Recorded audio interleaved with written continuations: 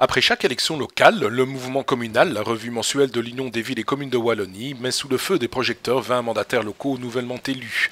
Dans la commune de Limbourg, en province de Liège, le groupe de la bourgmestre socialiste sortante Valérie Desjardins, nommée la Limbourgeoise, a remporté la majorité absolue. Grâce à cette majorité absolue, Valérie Desjardins signe l'un des plus hauts taux de pénétration au sein de l'arrondissement, supérieur à 37%. En 2012, lors des élections communales du 14 octobre, Valérie Desjardins avait d'ailleurs provoqué la surprise en ravissant le majorat à celui qu'elle considère comme son mentor.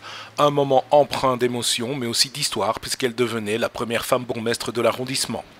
Lors de ces récentes élections, Valérie Desjardins a donc vraisemblablement construit une liste qui a plu à la population. Il faut dire que la bourgmestre limbourgeoise y prenait l'ouverture avec la volonté claire d'être au plus proche du citoyen. Des propos à découvrir plus en avant dans le mouvement communal de mars. Je pense que la population, pas seulement les plus âgés, ont besoin de ce contact direct avec l'autorité, les personnes qui décident pour eux pendant 4, 5 ou 6 ans. Pour moi, c'est par les communes, effectivement, que la réconciliation entre le citoyen et le politique va passer. Je pense que c'est le meilleur laboratoire politique parce que les décisions qu'on prend au niveau local touchent directement le citoyen et c'est de suite visible. Et le fait d'avoir ce contact direct avec la population, on peut l'expliquer. Et je pense que le citoyen ne comprend plus ce que les autres niveaux de pouvoir décident, alors que c'est extrêmement important. Quand on rencontre en rue des personnes qui ont envie de s'investir, je crois qu'on ne peut pas les laisser sur le bord du chemin. Je crois qu'il faut travailler avec toutes les forces, que tout le monde a des choses à proposer, tout le monde a des compétences, tout le monde a des faiblesses. On a décidé nous de faire une vraie liste d'ouverture et donc la liste était vraiment équilibrée entre citoyens d'ouverture n'ayant aucune appartenance politique ou d'autres appartenances que le PS et citoyens socialistes, puisqu'on ne peut pas dire qu'on appartient à un parti qu'on n'est plus citoyen, on l'est tout autant.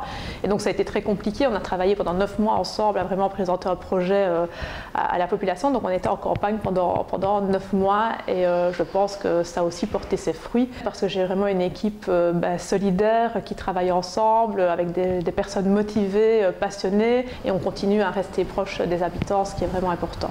Malheureusement, les conditions financières, socio-économiques des communes ne sont plus au beau fixe et donc on a tout intérêt à travailler tous ensemble au sein d'une commune mais aussi de façon supracommunale pour élaborer des projets qui permettront d'améliorer la qualité de vie des citoyens, quelles que soient les communes, qu'il va falloir vraiment penser à travailler ensemble, quel que soit le parti politique, quelle que soit la couleur de peau, quel que soit le sexe, pour présenter une meilleure vision de la politique pour les gens et aussi un meilleur avenir pour les habitants.